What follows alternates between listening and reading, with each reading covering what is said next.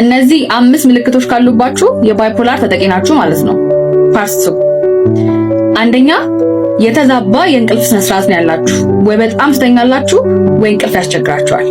ሁለተኛ ራሳችሁን ሳቦታጅ ታደርጋላችሁ፣ ማለትም ስኬት እንደሚገባችሁ ብትሰሩ ውጤታማ እንደምትሆኑ ታውቃላችሁ፣ ነገር ግን ተነሳሽነት የላችሁም፣ አታረጉትም። ሶስተኛ ዲሉዥን እና ሃሉሲኔሽን፣ ማለትም የሌሉ ነገሮችን በራሳችሁ እየፈጠራችሁ ታያላችሁ ወይም ትስላላችሁ። አራተኛ አልፎ አልፎ በጣም ከመጠን ያለፈ በራስ መተማመን ይታይባችኋል፣ ነገር ግን እውነተኛ ሳይሆን ከባዶነት የመነጨ ነው። አምስተኛ ራሳችሁን ዙሪያችሁ ካሉ ቤተሰቦች፣ ጓደኞች ታርቃላችሁ ወይም ታገላላችሁ። ሰላም ጤና ይስጥልን ውድ የሰማቲው ቤተሰቦች እንደምን ሰነበታችሁ? ዛሬ ስለ ባይፖላር ዲስኦርደር ምንነትና መፍትሄዎች አብረን እንመለከታለን። እስከ ቪዲዮ መጨረሻ አብራችሁን ቆዩ።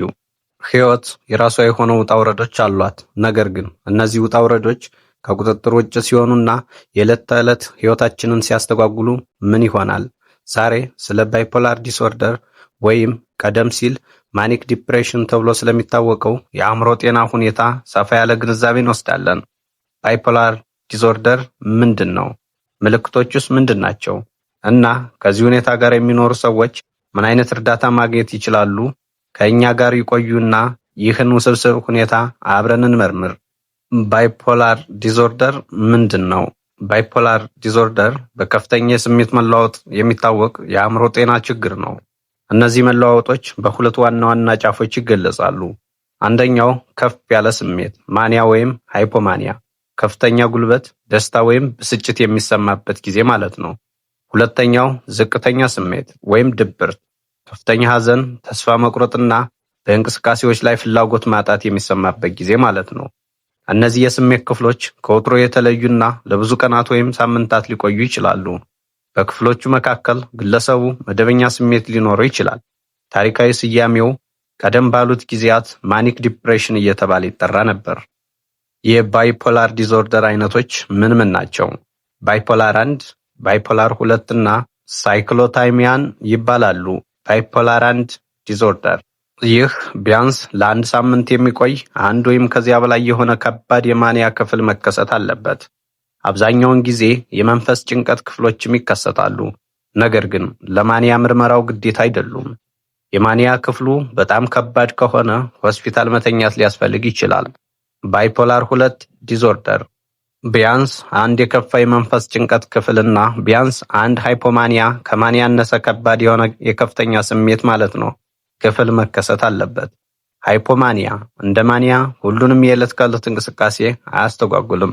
ሳይክሎማቲክ ዲስኦርደር ወይም ሳይክሎታይሚያ ቢያንስ ለ2 ዓመታት የሚቆይ በልጆችና ታዳጊዎች ግን ለ1 ዓመት የሚቆይ በብዙ የሃይፖማኒያ ምልክቶችና በመለስተኛ የመንፈስ ጭንቀት ምልክቶች የሚታወቅ ነው። ምልክቶቹ ከባይፖላር 1 ወይም 2 ያነሱ ናቸው። የማኒያ ወይም ሃይፖማኒያና የድብርት ምልክቶች ከመጠን ያለፈ ደስታ ወይም ኃይለኛ ስሜት፣ ከልክ በላይ ደስተኛ ወይም ከዓለም በላይ እንደመሰማት፣ የኃይል መጨመር፣ ለመተኛት ያለው ፍላጎት መቀነስ፣ ነገር ግን አሁንም ከፍተኛ ኃይል መሰማት፣ የእሽቅድምድም ሐሳቦችና የፈጠነ ንግግር፣ ሐሳቦች በፍጥነት መለዋወጥና በፍጥነት አንዳንዴም ምክንያታዊ በሆነ መንገድ መናገር፣ መበሳጨት፣ በቀላሉ መናደድና መቆጣት፣ ግዴለሽነትና አደጋ መውሰድ፣ ያለመጠን ገንዘብ ማውጣት፣ ኃላፊነት የጎደለው የጾታ ግንኙነት ወይም አደገኛ መነዳት ናቸው።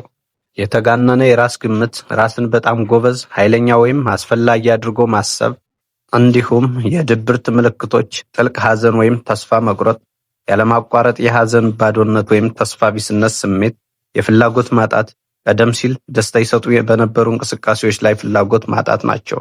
የኃይል ማጣት ወይም ድካም፣ ከፍተኛ ድካምና የኃይል እጥረት፣ የእንቅልፍ ለውጦች፣ ብዙ መተኛት ወይም እንቅልፍ ማጣት፣ የምግብ ፍላጎት ለውጦች፣ ክብደት መቀነስ ወይም መጨመር፣ ትኩረት ማጣት፣ ትኩረት ለማድረግ ወይም ውሳኔ ለመስጠት መቸገር፣ የጥፋተኝነት ስሜት ወይም ዋጋ ቢስነት፣ ከልክ ያለፈ የጥፋተኝነት ወይም ዋጋ ቢስነት ስሜት መሰማት፣ የራስን ሕይወት የማጥፋት ሐሳቦች፣ ስለሞት ወይም ራስን ስለማጥፋት ማሰብ። ይህ ከተከሰተ አስቸኳይ እርዳታ መፈለግ ግዴታ ነው። ከዚህ በፊት ስለ ባይፖላር ምንነት በደንብ አይተናል። አሁን ደግሞ ስለ ባይፖላር መንስኤዎችና እንቅስቃሴዎች እንመለከታለን። እስከ ቪዲዮው መጨረሻ አብራችሁን ቆዩ። የባይፖላር ዲስኦርደር ትክክለኛ መንስኤ ባይታወቅም የበርካታ ነገሮች ጥምረት እንደሆነ ይታመናል።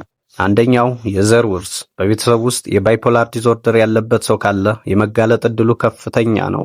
የአንጎል መዋቅርና ኬሚስትሪ።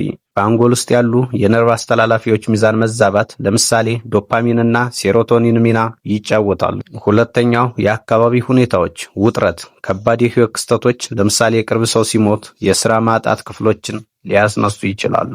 እንቅልፍ ማጣት፣ በቂ እንቅልፍ አለማግኘት በተለይ ማንያን ሊቀሰቅስ ይችላል።